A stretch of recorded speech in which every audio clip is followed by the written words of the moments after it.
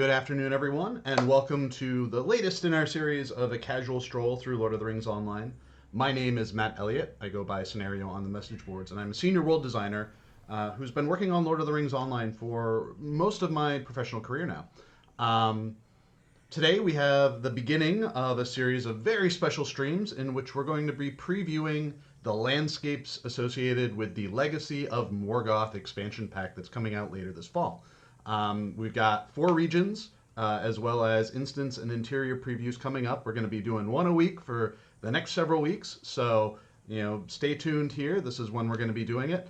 So yeah, for those of you that are new to this stream and haven't been on here before, this is a world design focused stream, so these previews are going to be world design focused. I'm not usually one to talk much about content, game systems, lag, PvMP, systems that are outside of my purview. So if you have questions about how we go about building Middle-earth, how about how we go about building this expansion pack, the actual physical space of it, feel free to drop them in here. I also answer a bunch of questions about the housing system as well, since that's kind of my my pet system, the system that I've really kind of taken in as my own.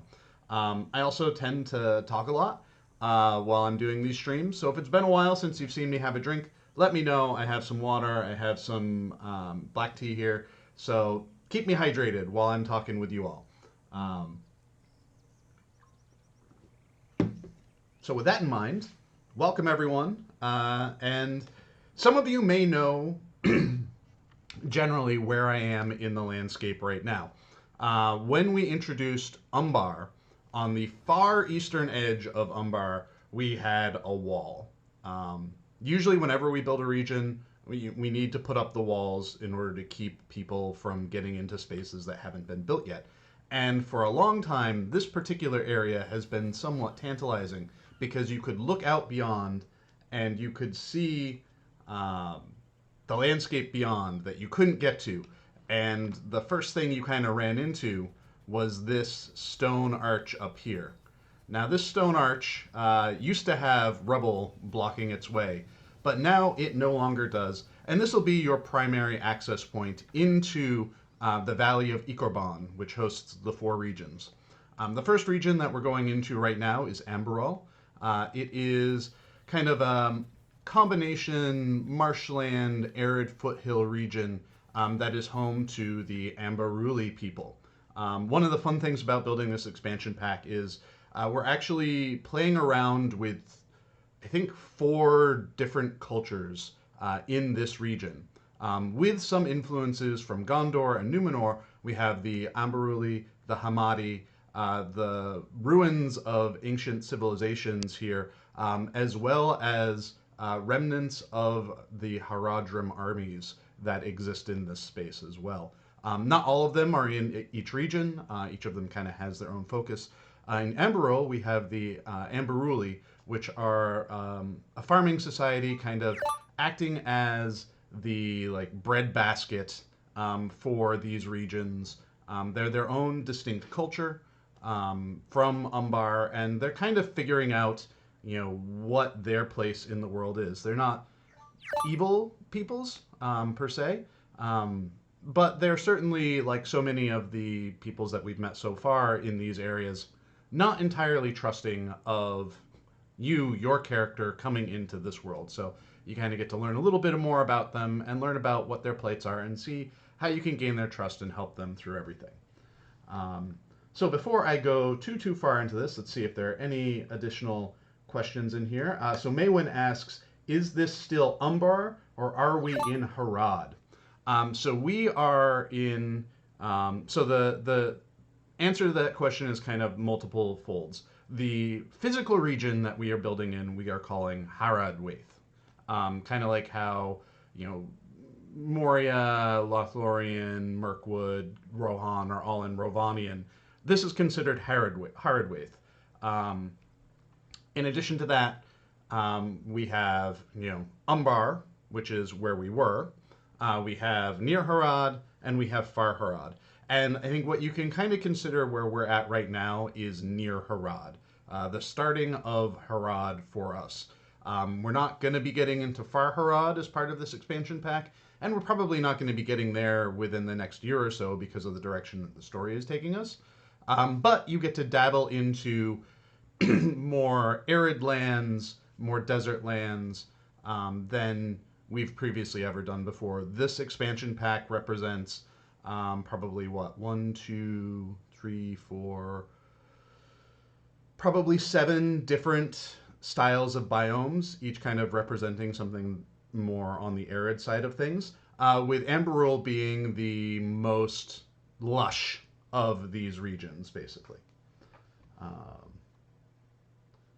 so, so Druid's Fire says, not going straight from near to Farharad because of where they are in the story going. Interesting.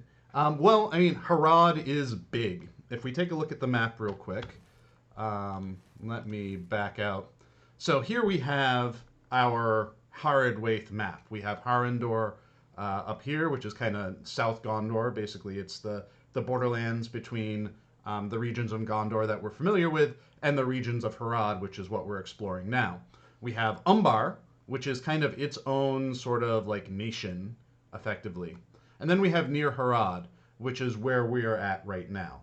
And Near Harad covers a pretty substantial area.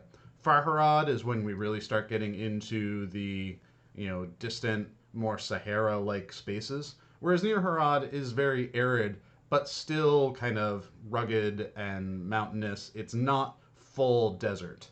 We're not getting quite there yet. We also have Khand up here in the distance. But right now, I don't know if you can see my cursor. Great. Where we're going is basically kind of where my cursor is circling right now. We're just dipping our toes into the edges of Near Harad. So we've now passed through that arch, which you used to not be able to get through, but now you can. And we're coming up on Telperian's Wall.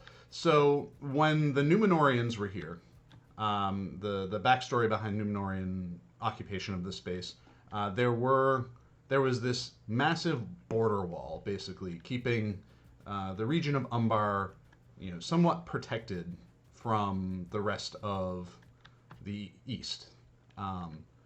Over many battles and over many years, that wall has crumbled, fallen to ruin. As Monty Python says, it's been destroyed and then built up again, then fell into a swamp, and then built up again and then fell into a swamp. That kind of thing is what happened to Telperian's Wall.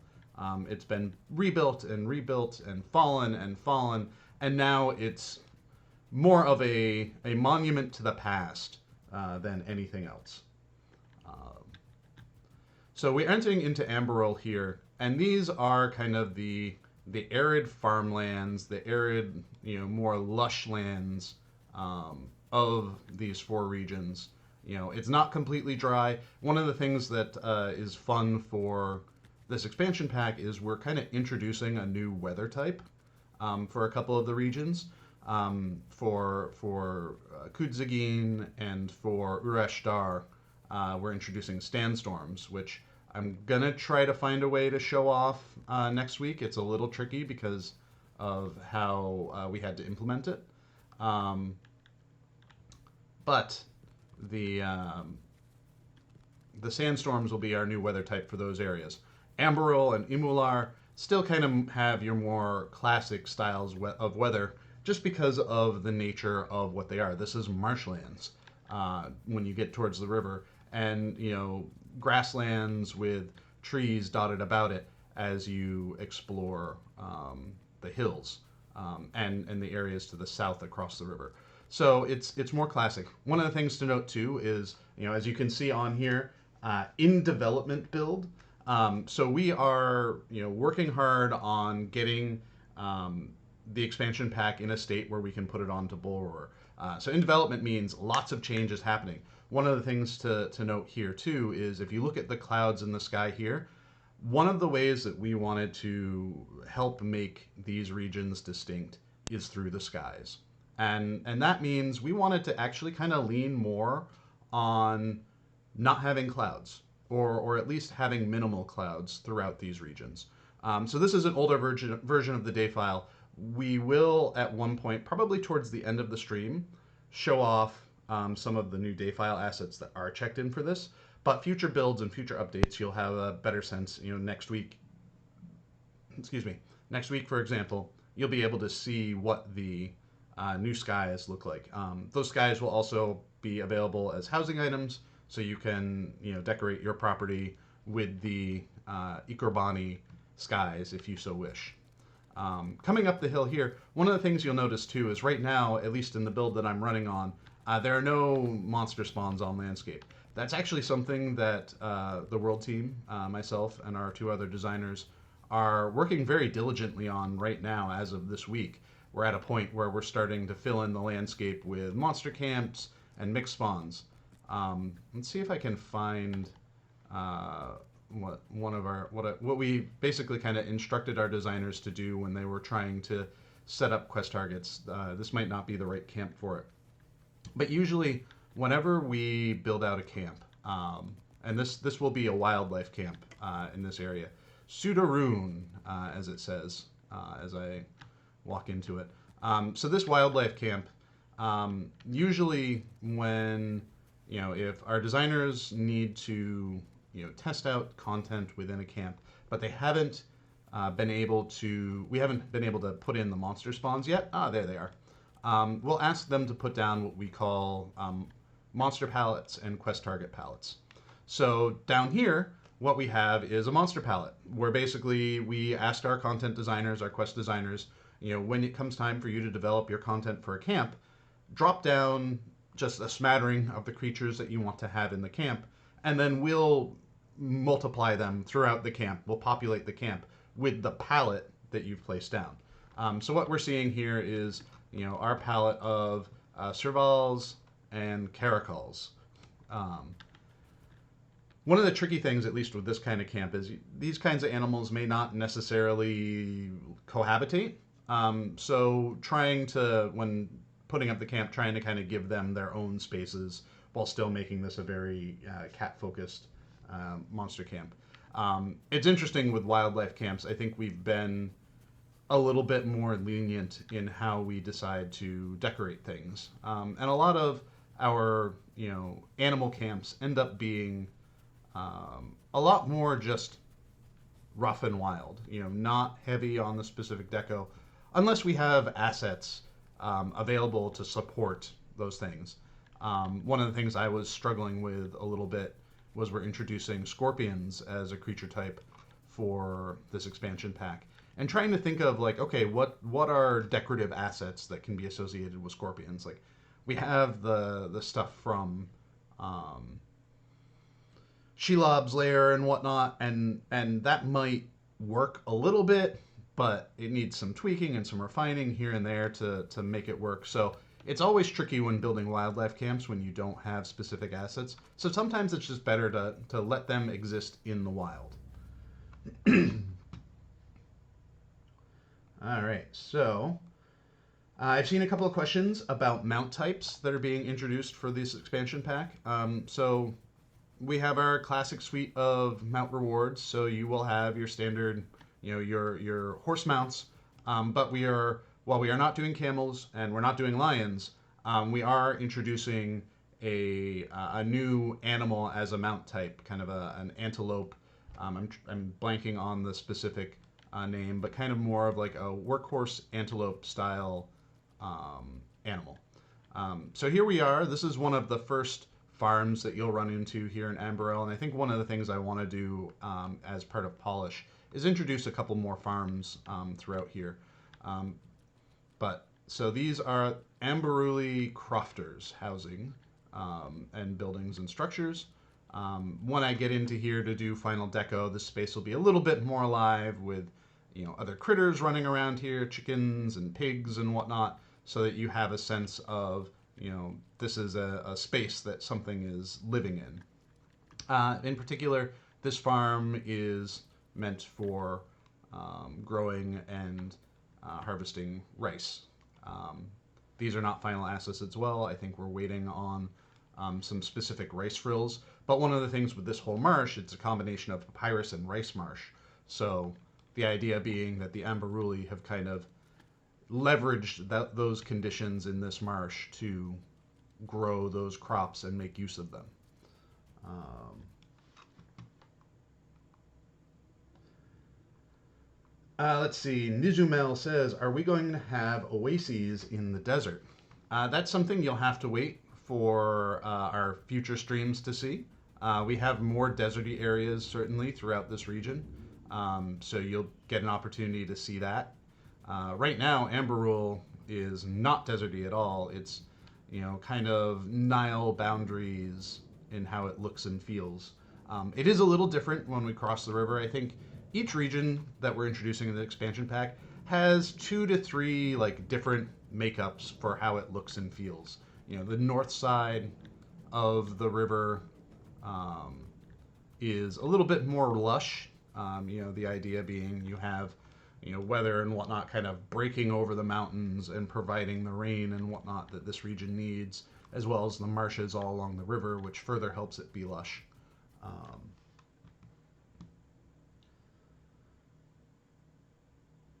so Liquor Rock says, "Can you tell us something about possible new mob types coming with the expansion?" So I've already mentioned scorpions, and don't mind the TBD name that just popped up there. Like I said, um, this is an in development build, so you're going to see a bunch of that sort of naming as I wander around here through the landscape.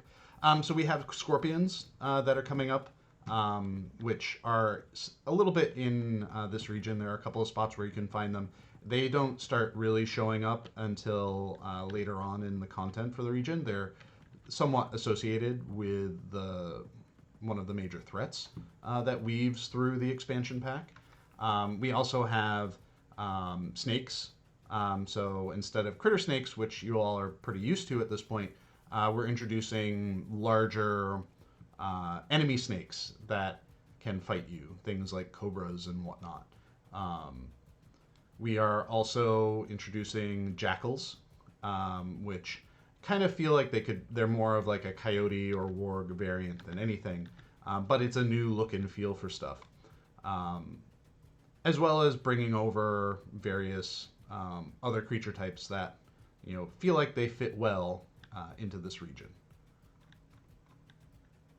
One of the things I still have left to do too is far terrain painting and decoration, getting some more rocks jammed into these cliffs to make them stand out a little bit more, give them a little bit more breathing room and volume and breadth. I had a lot of fun working on the waterfalls of this region. The waterfalls in this region, I tried to make be a little bit more, what's the word I want? Organic isn't the right word, but natural feeling.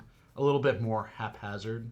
Because a lot of our old world waterfalls were very just flat plain. And I wanted to give them a little bit more wildlife, or wildness to them, a little bit more life. Which I hopefully managed to achieve when you're looking at things from a distance and from on the ground. All right. Will we see new mythological or fantasy creatures? We don't have anything specifically from a classic mythological standpoint coming in, I don't believe. But we do have new creature types, new appearances and whatnot that are very heavily associated with the lore of the region, and sometimes the lore of that region ties into a little bit of the inspiration for these spaces, but also ties into Tolkien lore.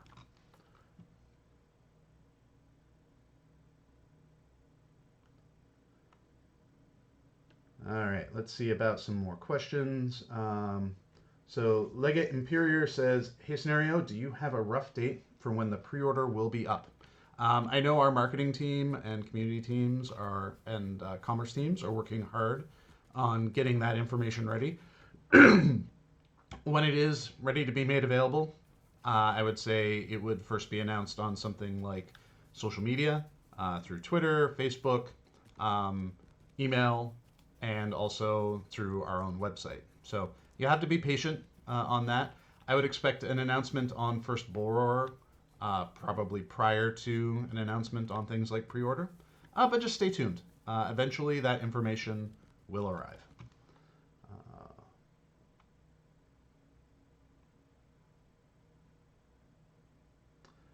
So Maywin says, I did not expect so many mountains in this area. Well, so this region is the Ikorban Valley, and that usually means you're going to have mountains flanking it. These mountains are a continuation of the mountain line that we had in Umbar, and they'll continue on all the way up to the gate that you can see in the distance, which acts as one of our region impassables, but leaves the door open for us when we start heading into Harandor. So, for those of you, I know I've seen a couple of posts in the lead up to this of people wanting to see maps for these areas. So right now our maps are in, and they are in a very placeholder state. Our maps usually we don't finalize until we start getting closer to the launch of the expansion pack. Once we're done all of our landscape work, we've got all of our towns in. Right now, our maps and our radar are in a state where we could hand these off to our UI artist to turn them into final maps. But the biggest, most important thing is making sure that we have usability within them. So we can click around, do what we need to in order to go into the different areas, which it looks like, we've got our functionality in.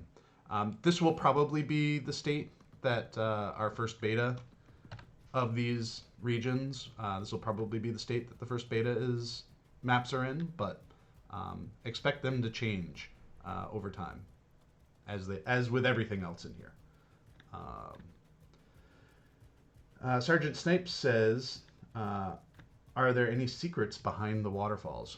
In Ambarûl, there are no hidden waterfall caves. However, Urashtar does have a waterfall cave.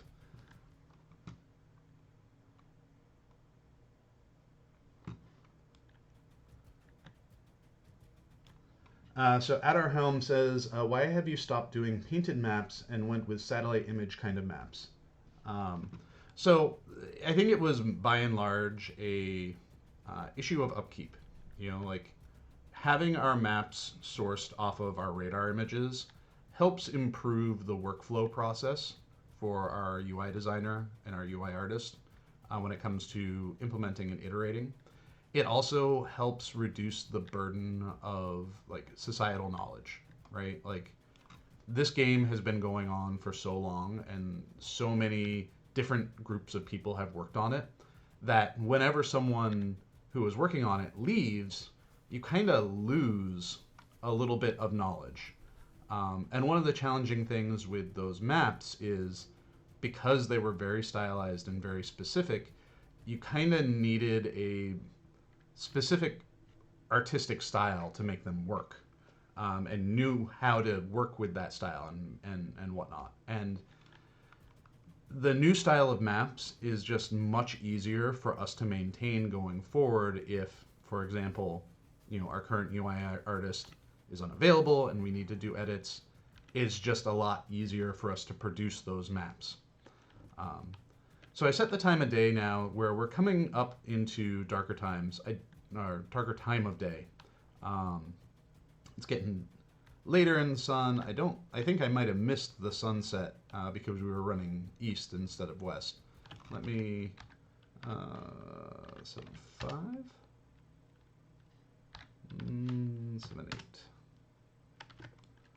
So you can kind of get a sense of what the sunset. Now this will be much more brilliant in the version of the day file that doesn't have the big puffy ocean clouds. But you can kind of get a sense for what things will look like as you're running down this slope. I'm going to pause here for just a second, go back to chat. New birds for birding in the new areas. I'm not sure what our current plan is for birding. On my end of things, basically I just need to be told, yes, we're doing it, no, we're not doing it, and I can set up these regions to work with it. I actually need to do that with fishing. I know there is a want to support birding in this area, but I'm not sure how or when that's going to happen. Speaking of birds, this expansion pack does feature a new, or rather a fixed technical feature for our landscape that may not excite you all as much as it excites me, but for the longest time when introducing our scene files, we could only ever have stuff snapped to the ground. It always had to be at ground level, so we had to build things in a certain way. For this expansion pack, we've introduced the ability for us to selectively randomize the vertical height that something will appear in our scene files. So that allows us to do things like take our rocks and allow them to embed themselves into the ground when the system randomly places them, which is great because that gives us even more variety in what our landscape can look like. So we can have things like rocks buried at different heights and make it look like we have a variety of different rocks. It allows us to do things like here, these kapok trees. It allows us to let them root further down, so we get just a better variety of height in places like these marshes when you're looking at them from a distance. And it allows us to do things like these birds that are flying up here. Normally we wouldn't be able to put things like these birds in our scene files because their origin point would just put them right on the ground. So you'd have weird birds circling, clipping into the ground. This new feature allows us to offset them. So these birds were told in the scene file, hey, you can spawn anywhere from 50 meters to 150 meters up in the air. And in doing that, we are able to seed in a variety of different creatures into the scene files that we wouldn't normally be able to do. We did that with butterflies that you can see around here, so they kind of have a little bit of variety in the height that they can fly around. Same with the fireflies. So I'm really excited about this feature. It's something that I discovered worked in our tools, but never really worked in our client for a long time. So it's exciting to have that feature in, at least from a nerdy world design perspective. So we've seen the Ambarûl, and I'm going to work my way towards another one of our cultures that we're showcasing here. In each of the regions, there's a little enclave, at least, with the exception of Urashtar, a little enclave of elves. Here we are at a lumber camp. You can imagine the elves are not happy about this because as we climb up here, we do have a home of the elves up here. We call them the Kintai. I'm not going to spend too much time in here because I don't want to go too deep into the lore and story of these spaces because that's not really my strength to talk about. But we are introducing them as a kind of culture of nomadic elves that found themselves at home here in the kind of arid lands.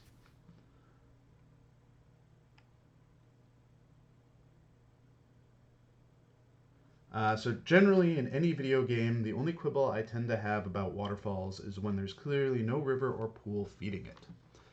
Yeah, and that's something as, when I came back to work on Lord of the Rings Online, that was one of the things that I really wanted to emphasize was, making the landscape feel natural, making it feel like the way we're building things is kind of the way geography works. It's why when I was doing some rework for Before the Shadow, I made changes to the Midgewater Marsh and to Breland neighborhoods in order to make it feel like the flow from the Midgewater Marsh was actually going somewhere, as opposed to it just being a spot, right? I think in the original game we kind of put ponds and lakes and rivers wherever it made sense, wherever it felt good, but it didn't necessarily make sense for them to be there. So my intention with a lot of how I've been building things is to try to build things in a way that make sense. My YouTube feed right now, and something that I usually am listening to while while working, particularly doing kind of more mindless development tasks, is full of like geography based channels that talk about how certain land, certain geographic land formations are made.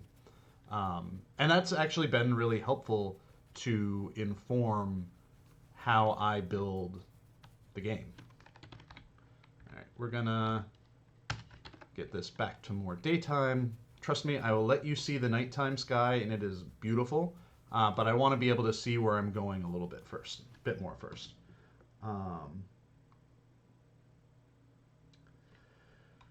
So IGTP says, so what about that area between Angmar and North Downs that's in the client? I don't know. What area are you talking about? What area? We're talking about Ambarûl here. This is nowhere near Angmar or the North Downs. So over here to the left, you can see, and it looks like I need to do some far view work here because we can see the entrances to a few of the salt mines in the region. This is actually going to be where one of the endgame instances is set for the expansion pack. Each region will have an endgame instance associated with it. So we have the salt mines here, which also has some of their own separate story instances happening.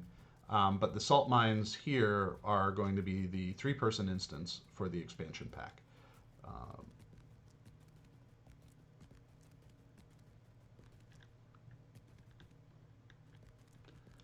All right.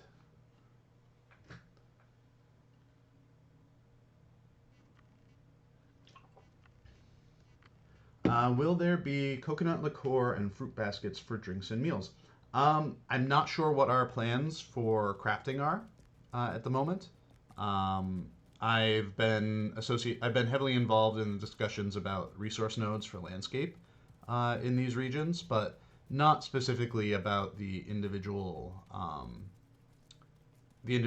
like components required for those crafting recipes. So Arkaros says, so how does Morgoth come into the story? I don't want to talk too much about that because, hey, spoilers. But there is a lot of history in these regions and just in general across Middle Earth that is associated with Morgoth. And one of the things that we felt was interesting was to kind of delve a little bit into Morgoth's history, Sauron's history in this region. So we've strayed across the main road. So there is a main road running through here, which is just south of here. We'll check out this other farm real quick. Go down through here. So there are smatterings of the Ordokai, which are a faction of the Haradrim, here and there throughout the region. But they're really looking to push their way in. And up here, which again I think I need far view for it, you can see the starting of a bridge. But this bridge is ruined. And that's one of the reasons why the Ordokai have not been able to really get a foothold into this region, because that bridge is ruined, which makes it very defensible. There are other ways to access this region, but conveniently, one of the other ways, there's a rock slide that's barring access. And then there is a raft bridge across the river, which is heavily guarded by peoples that want to protect their lands from invaders. So the Ordokai have had a difficult time pressing their way into here in the manner that I think they were really hoping to. So up here we have the ruins of a giant Shagana bridge. Shagana, I believe, is the local name for near Harad. So the Shagani style of architecture is what you see here. You can see it over there too. Some of the Shagani architecture has been somewhat co-opted by Sauron and the followers of Sauron, and their presence still kind of lingers and remains even though Sauron himself is followed. That's sort of a continuation of some of the themes that we had in Umbar. So now here we are coming up on a Ambarûli town. This is Iridir. Most of the settlements in Ambarûl are set on or near the water. Some of them have buildings on land, such as this one here. This is kind of the great house of the village. But there are also many docks and planked areas that the village calls home as well. This will be kind of the major hub for this region anyways, with all the associated town services and whatnot being available in it. It is not decorated yet. I haven't gotten around to that, mostly because of prioritization. One of the things that we need to make sure, and you can see over here, we have a quest NPC who's not quite ready for prime time, but at least he is not a transporter accident like NPCs can become sometimes when they are in development space. So I'm Dunzo says, how much source material do you have to work with to build areas like these so far from the stories in the books? So it's a combination of things. While we do not have the rights to materials like the Silmarillion and Tales of Middle Earth and whatnot, we do make sure to research all of those materials. We want to make sure that while we may not have access to what's in them, we want to be respectful of what's in them. So that's where kind of we start. That's where our lore person, Chris Pearson, starts his work, is by kind of going through that material. From there, we sort of extrapolate, okay, these regions were sort of meant to be analogs to these kinds of cultures. What kinds of things can we bring in from that? You can see here we've got a scorpion motif on this structure. Like I was saying, scorpions do play a role, at least in the old Shigani culture. So we do that kind of research. Then we extrapolate based off of kind of what the intention for these regions, these areas of the world would be, what kind of analogs, cultural analogs are meant to be based off of, while trying to be sensitive to avoiding leaning into stereotypes. Well, there must be a stealth brigand somewhere around here. We're walking up on a brigand camp now. After that, our story folks start thinking about like what wouldn't be interesting for stories in these regions based off of what we have been able to research. How do we need to, where do we need to like creatively rename things, that sort of stuff. And then we filter in like what we want to do with the story on top of that. So we layer in like, oh, here's the narrative we want to tell. How does this fit with the lore that we have that is available? How does this fit with, I gotta not have a palm tree growing in that. That's a we'll fix it later kind of thing. So it's a lot of research. It's a lot of like creative thinking and creative writing from our lore team to get there. And I think the document for these regions is about 80 pages and also has, I want to say, about 20 different maps that show the possession of territory in this region over time. The Númenóreans, the Hamadi, the Haradrim, like what other cultures kind of moved in and then were defeated and pushed out, and other ones that came into power. It's a lot. And a lot of it is not stuff that will, be released to the public, but it certainly is really very helpful for us in the world design team and in the content and quest design team to have that kind of context to build out the world that we're building.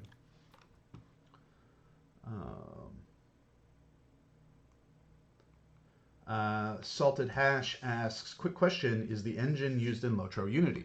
No, it's not. The engine that we're using is a proprietary engine that was developed by the original operators of Lord of the Rings Online, called, we call it World Builder, but we use a bunch of different tools. World Builder is our main level editing tool. It may share some similarities with Unity and Unreal. I like to think that this engine kind of trailblazed some features that those engines have decided were good and wanted to incorporate into how they do things. But it's its own unique thing.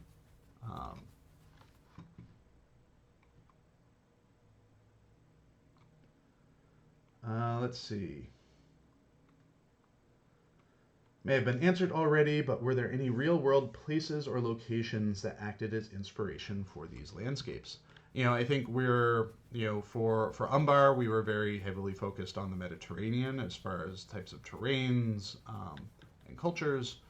As we're working on this, I think, North African and, North African desert areas, as well as kind of Western Asia, Eastern Europe, arid zones, played heavily into the inspirations for all of these regions. So you can see here we're coming up on the wall, one of the walls to Ureshtar, which is the final region. When I was building this originally, the region didn't call for access into it from here. Excuse me. But I always like to connect things where I can, and it felt a little weird to not have some sort of additional connection. At the request of our content design team, however, it is a one-way connection, so you can't actually get into Ureshtar from here, at least yet anyways, because you have this one-way drop. But it's always like interesting to, when you get into a border area like this, to try to blend cliffs and biomes together in a way that feels good to kind of show a transition. It's easy to do it when you have something like a river.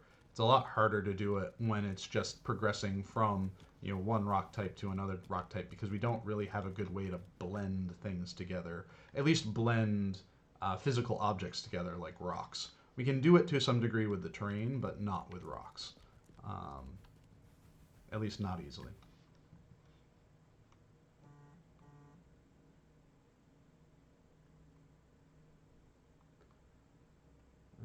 Let's see, a few more questions.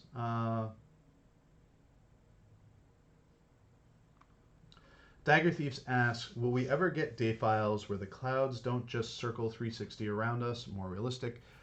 So that would require a pretty significant overhaul to how the day file system works in this game, and that's a pretty complex system on its own without trying to add in a new feature like that. I remember when I think it was DX10 first came out, one of their major tech demos was showing off particle clouds and whatnot. And while it's really interesting, it's also like expensive. And the way we do clouds right now is more performant for us than doing actual virtual clouds.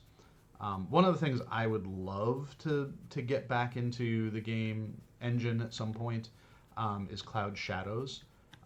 With Asheron's Call 2, I thought it was absolutely stunning that the shadow or the cloud cards that we had in the game, for the skyboxes, would actually cast shadows on the landscape. So you could be standing up on a hill looking out over a valley, and you could see the shadows of the clouds casting on the terrain. And I thought that was a really great looking feature.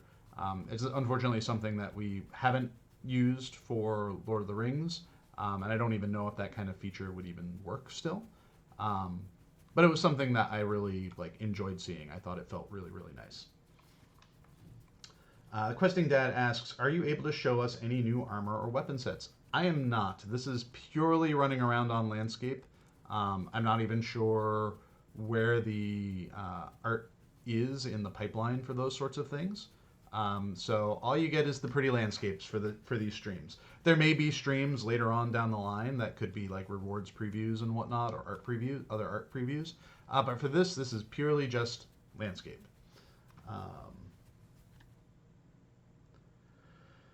Mario Justum says, will this new height feature only work in the new zones for now, or is it some way to roll it out retroactively without going over old zones manually?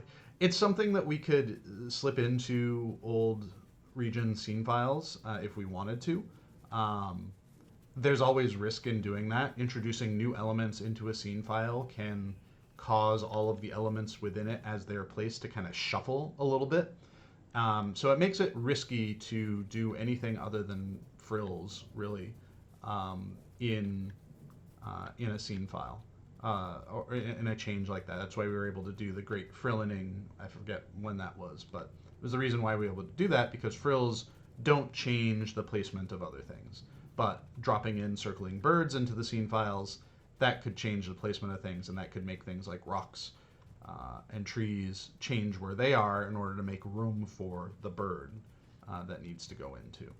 So we probably won't backport this unless we can be completely sure that it would be safe to do so. But going forward, when building new regions, you can definitely expect to see this sort of thing in new regions.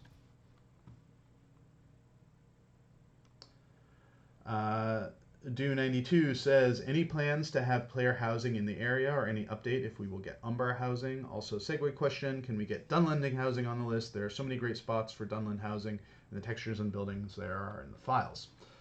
So no plans for housing in this expansion pack, Umbar or otherwise. Our next housing area is going to be Rivendell housing. And once we're done working on the expansion pack, the designer who was working on that will kind of pick that back up again and continue working on it. There will be new housing decorations associated with this. Like right now, there will be at minimum new day files, new decorative walls and floors, new wall surfaces, floor surfaces, and then a variety of other decorations that can be purchased through bartering and whatnot. We haven't finalized any of that stuff, but that's the plan. All right. As far as other neighborhoods types, I'd really like to build a couple of different styles of Umbar neighborhoods. I think those would look great, and the structures we have for them fit really well with housing. And then I think after that, I'm not sure where we go next. Really a lot of the neighborhoods we built, it's because there is opportunity to build something without necessarily requiring a whole new set of assets. Something like Dunland, I would be worried about trying to build, just because I feel like we would need more assets than we would to build something like an Umbar neighborhood or the Rivendell neighborhood. So coming up here, we have this rock slide across the road. This is the reason why the Haradrim have not been able to push into Ambarûl in the way that they had hoped, because they just can't get past this. They can't. This pass would have been their way through. So the bridge is gone, and the rock slide is here. So Ambarûl is pretty secure on that front. All right, we're going to head back away. So there's still the other side of the river to show off, which is the perfect amount of time to do with what time we have left in this preview. So we'll scroll down.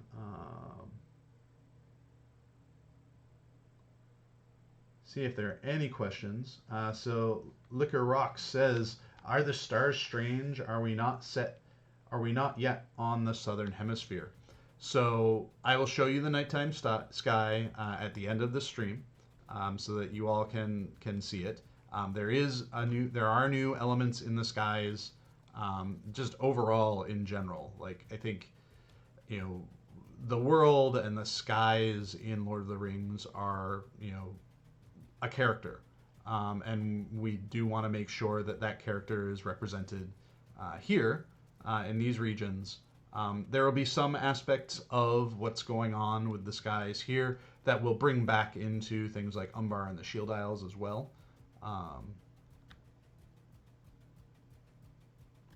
You can see off in the distance. That's in Kudzagin. I believe that's Jarush, I think. I'm not entirely sure, but we'll be going there next week. Don't you worry. So Maywin says, can you compare the size of expansion regions with something already existing? So, you know, I would say that the amount of landscape that is being introduced here in this expansion pack is comparable to the amount of landscape that was introduced as part of the Umbar expansion pack.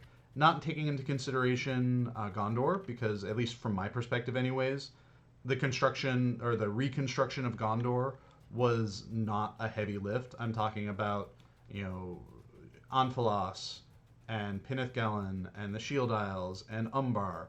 Like, I would say the amount of landscape we are introducing here is comparable, if not a little bit bigger.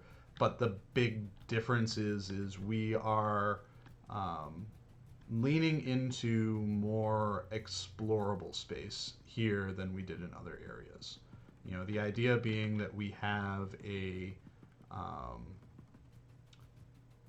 core gameplay area, and then we have explorable areas. And this was kind of done because we wanted to experiment with building these broader spaces, but we didn't want our content team to die from exhaustion trying to fill everything.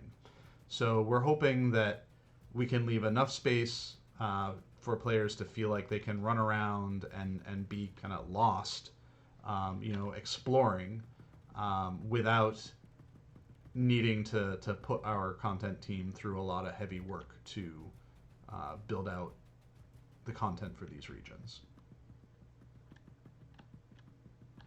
So here we are in South Ambarûl, right across the river. This region borders up against Kudzagin, which is kind of our main desert area. So the landscape of Ambarûl is a bit more arid. I think one of the things I want to do as additional polish in here is go back through, thin out the palms that are in here a little bit. I think they're a little bit too common and too dense. Like, you can look out in the distance here and you see a lot of them. I think I want to bring that down.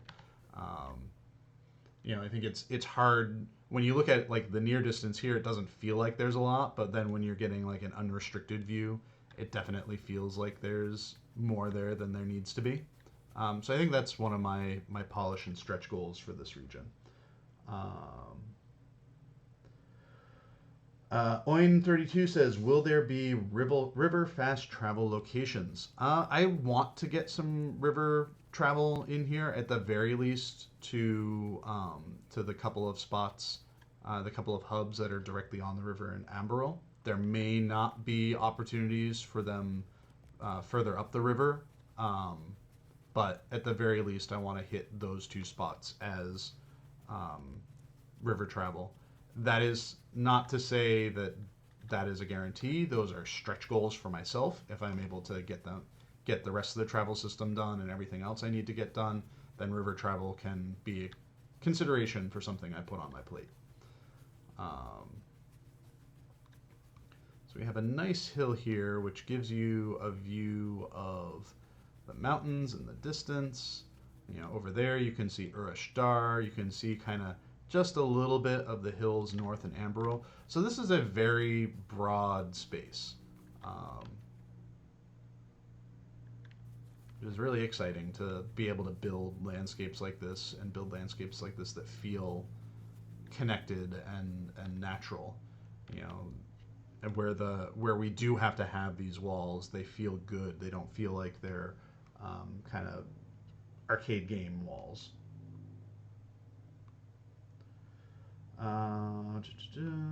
Let's see. I'll leave us with this view for a little bit while I go down through chat. So Saralon asks, a little late, did you show where in the world map this was going to be connected to Umbar? So let's, just for a refresher. So here we are, this is Ambarûl, and we have the Cape of Umbar here. So your entrance will be kind of, you can see the landmark for Telperian's Wall. So this road here in Aradar will lead you into. Let's see, do I have? Yeah, I have the click through already. Into the Valley of Ikorban. So you'll be entering from here, which is where Umbar and the Shield Isles are, and then continuing your way through. This is all four regions. And you can see that there's this is an old map that has, placeholder stuff in it. The new versions that we've supplied to our team doesn't have, or has these filled in. I got a little bit more work to do here, but that's far terrain and not principal gameplay, so we tend to avoid that. So let's see.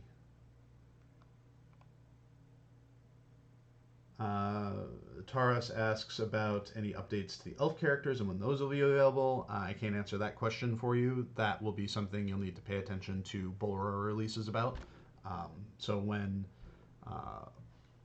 it is time for that, then you'll be able to find your answers online through the message boards. Let's see, scrolling through.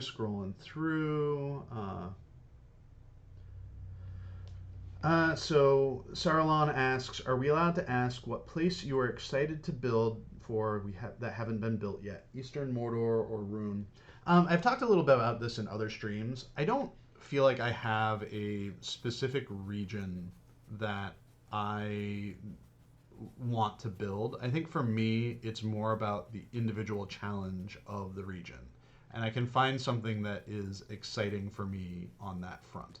And that's really the important thing for me. Like, I can usually be pretty comfortable and excited about building most areas as long as I feel like there's something interesting development-wise for me to work on while I'm building those. And like part of this whole region was like still getting kind of used to our tools, our new, world machine used to build this, how that integrates with our tools, like those sorts of things was really compelling and interesting for me.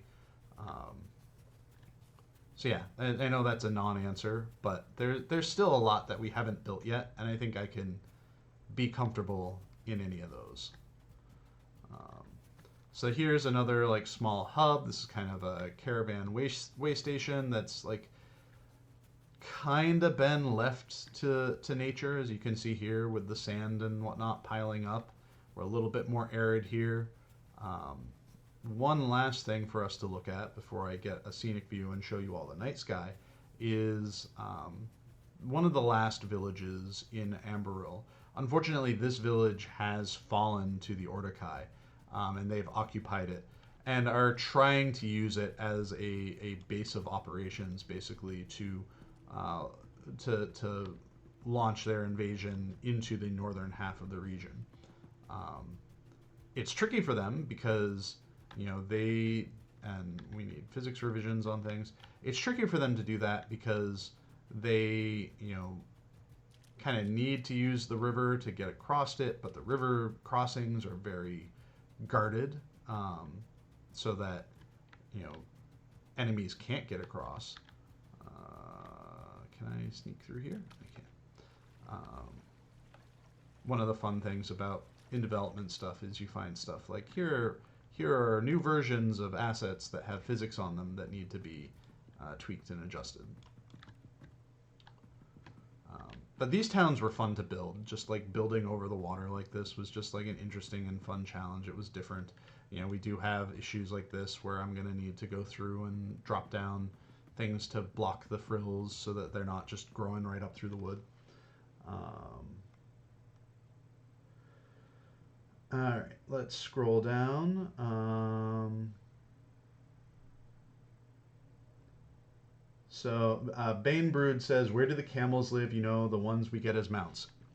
Camels are not appearing in this expansion pack. It was something where we were talking about trying to figure out what we wanted to do for mounts, and we felt like the terrain that we're introducing here, while there are components of it that are camel friendly, we felt that the region was not very camel friendly on a whole. Like camels are, for the most part, flat out desert creatures. And while we are touching on desert here and there, we are not going full Sahara. Um, and so it just didn't feel appropriate to do camel mounts for this region.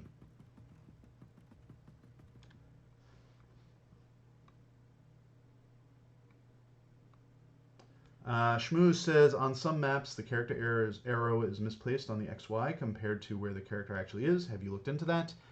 If you know the maps off the top of your head that is happening, please by all means file a bug on it so that we can get it into the hands of our UI team to investigate. Anytime you think about bugs, it's always better to just file a bug on it so that we have it in our queue rather than asking any one individual of us if we know about bug X or bug Y. Because odds are, like, while there may be some things we know about, we don't know everything about any, like, one specific bug. All right. So here we are. I think this is a good spot for it.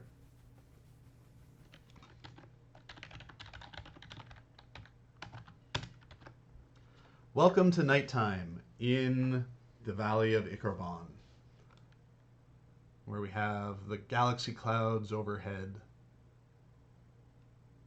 This is our representation of the stars being strange. Things are just different here. So I will hang out here with this and go through the last few questions, and then we'll wrap things up. So Folgers Red asks, wondering if Scenario and the team have put any info regarding new housing area. Like I said earlier, we're doing Rivendell housing next, but don't have specific plans for what's coming after that. We need to finish building it.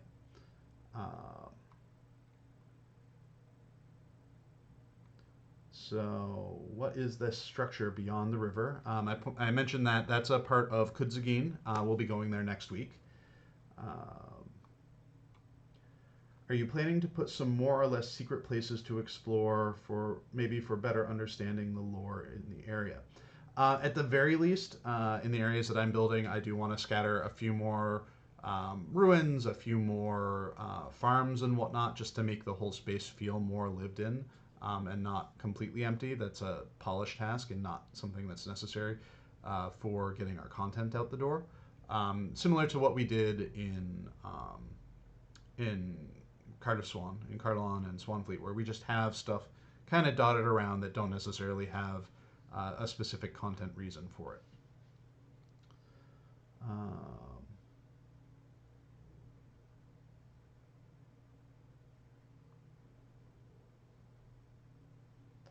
Let's see. Scroll down.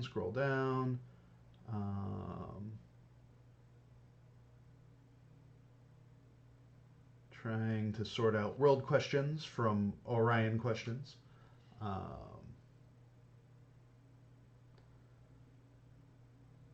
But for real, are there potatoes here? I'm not sure what we're putting into the fruits and veggies mix that'll be spawning on landscape. We haven't finalized that yet. All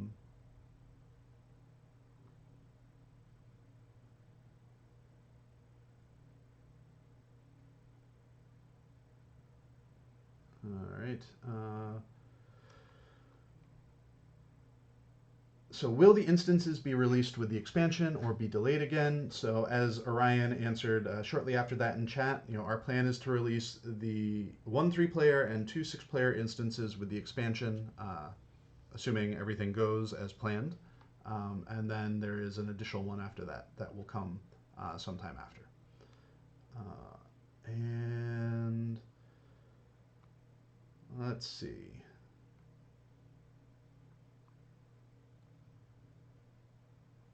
Going down through. So I'm not seeing anything else too much that I can answer as far as the world stuff goes. So I think I'm gonna wrap that up. So thank you everyone for attending this preview stream. It's very exciting to be able to start previewing a new region. New regions are exciting for us to build, and they're exciting for you all to have an opportunity to see. I really enjoy giving a little bit of background behind how we build and why we build, So thank you all for being here, answering your questions, and being on the journey with me through Ambarûl.